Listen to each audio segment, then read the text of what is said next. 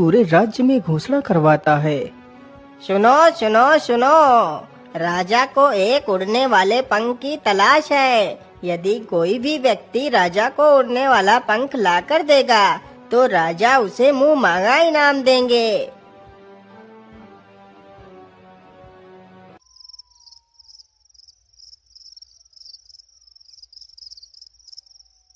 पिताजी, ये मौका अच्छा है, मैं ढूंढ कर लाऊंगा उस उड़ने वाले पंख को। लेकिन बेटा, तुम उस उड़ने वाले पंख को ढूंढोगे कहाँ? पिताजी, कहीं ना कहीं वो उड़ने वाला पंख जरूर मिलेगा।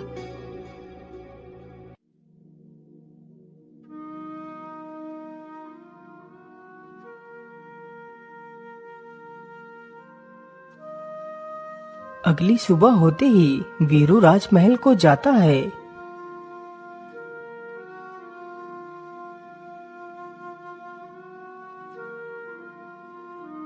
महाराज, मैं ढूंढ कर लाऊंगा उस उड़ने वाले पंख को, आप मुझे जाने की अनुमति दें। ठीक है वीरू, तुम्हें जाने की अनुमति है। इतना सुनते ही वीरू पंख की तलाश में निकल पड़ता है।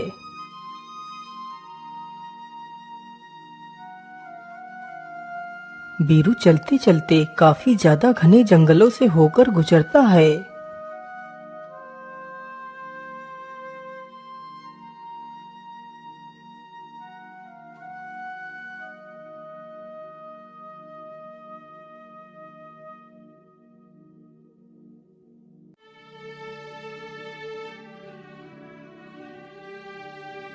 हे राम, हे राम।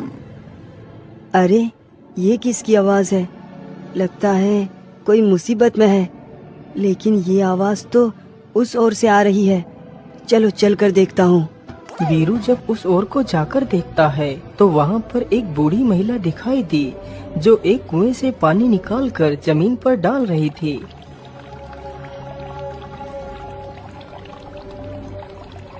अरे, ये कैसी महिला है? पहले तो जल को कुएं से बाहर निकालती है और फिर उसे जमीन पर फेंक देती है।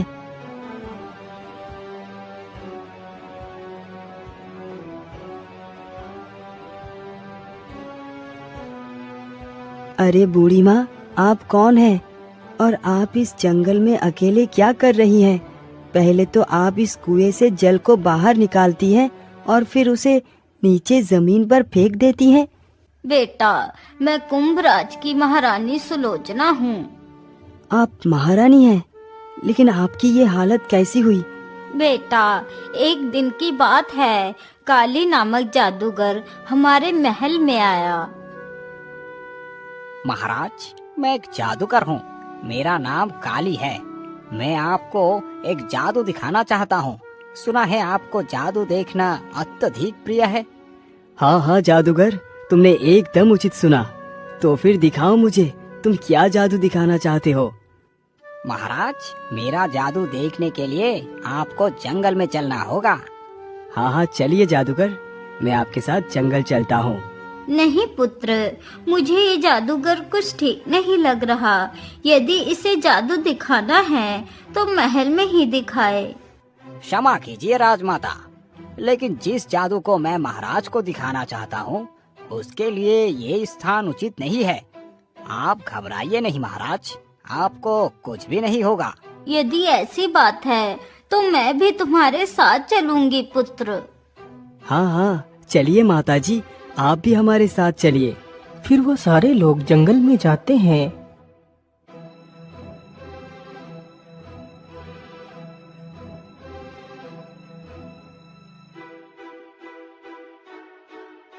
रुक जाइए महाराज, ये स्थान हमारे लिए उचित है।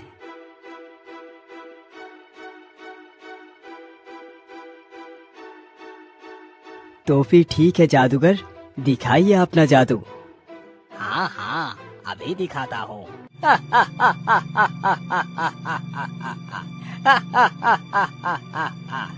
वाह महाराज वाह, तुम्हें जादू देखना है। आज मैं आपको ऐसा जादू दिखाऊंगा कि आज के बाद जादू देखने की तुम्हारी इच्छा ही समाप्त हो जाएगी। इतना कहकर जादूगर अपनी जादुई छड़ी से सारे सैनिकों को पेड़ में परिवर्तित कर देता है। यह देखकर राजा भयभीत हो जाता है। अरे जादूगर, ये तुमने क्या किया? तुमने हमारे सैनिकों को एक पेड़ बना दिया। हाँ महाराज, अब आपको भी एक पेड़ बनना होगा। अच्छा, तो इसका मतलब तूने हमारे साथ धोखा किया। मैं तुझे जीवित नहीं छोड़ूंगा, दुष्ट जादूगर। इतना बोलकर राजा तलवार लेकर जादूगर की ओर बढ़ता है। तभी जादूगर अपनी छड़ी से राजा को भी एक पेड़ बना देता है। अरे दुष्ट जादूगर, ये तूने क्या किया? मेरे पुत्र ने तेरा क्या बिगाड़ा था? अरे राजमाता, अहित तुम्हारे पुत्र ने नहीं किया। सारा दोष तो तुम्हारे राज्य का है, जिस पर मेरी दृष्टि पड़ गई है। इसीलिए आज से यहाँ का राजा मैं हूँ। दुष्ट, तूने जो कुछ भी किया अच्छा नहीं किया। इसका परिणाम बहुत बुरा होगा। अरे मूर्ख बुढ़िया, मेरे परिणाम को छोड़, अपनी परिणाम की चिंता कर। जादूगर, तुम मेरे पुत्र को मत मारो, हमें जाने दो। तुम इस राज्य को खुद रख लो। अरे राजमाता, मैंने तुम्हारे पुत्र को नहीं मारा। मैंने तो बस उसे एक पेड़ के रूप में परिवर्तित किया है। जब तक तुम इस पेड़ को पानी पिलाती रहोगी, तब तक तुम्हारा पुत्र जीवित रहेगा। लेकिन जिस दिन तुम इस पेड़ को जल नहीं पिलाओगी, उस दिन तुम्हारा पुत्र मर जाएगा। तब से लेकर आज तक मैं अपने पुत्र को इस कुएं से पानी भर भर कर पिला रही हूँ। लेकिन माताजी, क्या महाराज को फिर से उनके वास्तविक रूप में नहीं लाया जा सकता? बेटा, ये तो तभी संभव हो सकता है जब उस जादूगर को मार दिया जाए, तभी उसका जादू खत्म होगा। वैसे बेटा, तुम हो कौन और इस जंगल में क्या कर रहे हो? माताजी, मेरा नाम बीरू है। मैं उस उड़ने वाले पंख की तलाश में निकला हूँ। क्या आप मुझे उस पंख के बारे में कुछ बता सकती हैं? वैसे तो मैं उस पंख के बारे में कुछ नहीं जानती, लेकिन मेरा पुत्र उस पंख के बारे में जानता था। यदि आज वह बोल पाता तो वह जरूर तुम्हारी सहायता करता। यदि ऐसी बात है तो मैं जरूर आपकी मदद करूँगा। अच्छा माँ जी, अब मैं चलता हूँ। इतना बोलकर बीरू उस महल के लिए निकल पड़ता है।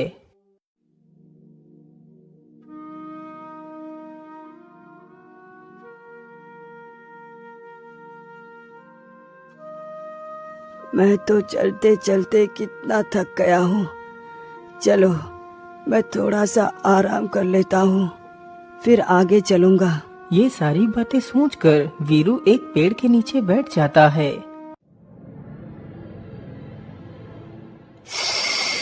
युवक, मेरी मदद करो, मेरी सहायता करो। अरे, तुम तो एक सर्प हो और तुम तो इंसानी भाषा को बोल सकते हो। हाँ, मैं इंसानी भाषा को बोल भी सकता हूँ और समझ भी सकता हूँ, क्योंकि मैं कोई सर्प नहीं हूँ। मैं तो राजा जयवीर का मंत्री हूँ। लेकिन तुम्हारी ये हालत कैसी हुई?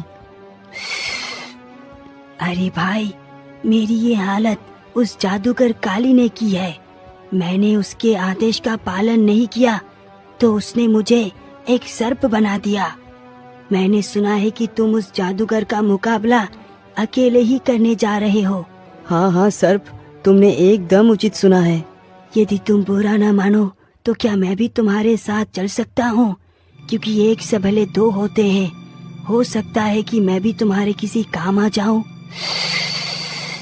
ठीक है सर्प, तुम मेरे साथ चल सकते हो। इतना कहकर वह दोनों वहाँ से निकल पड़ते हैं।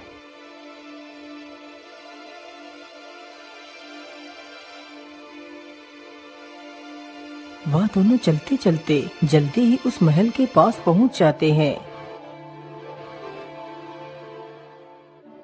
अरे भाई, यही महल हमारे राजा का है। हाँ हाँ, चलो इसके अंदर चलते हैं।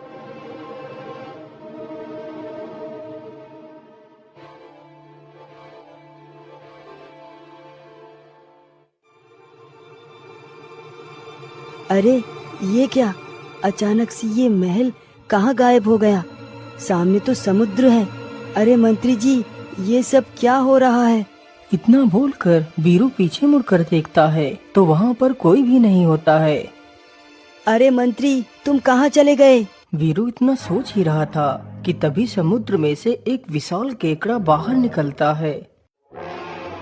अरे बाप रे बाप, इतना बड़ा केकड़ा तो मैं आज तक नहीं देखा, लेकिन ये तो मेरी तरफ ही बढ़ता चला आ रहा है। अब मैं क्या करूं? तभी वह केकड़ा वीरू के ऊपर कुछ जादू कर उसे बेहोश कर देता है और उसे लेकर वहाँ से गायब हो जाता है।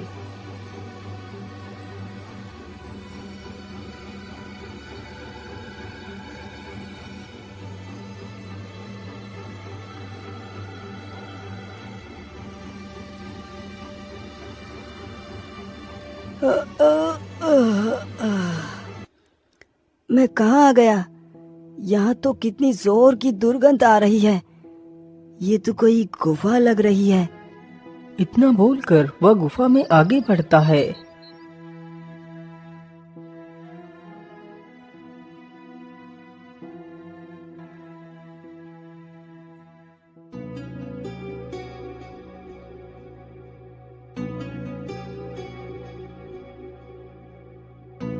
आखिर ये कैसी गुफा है? हर तरफ अंधेरा ही अंधेरा है। किधर जाऊं कुछ समझ नहीं आ रहा।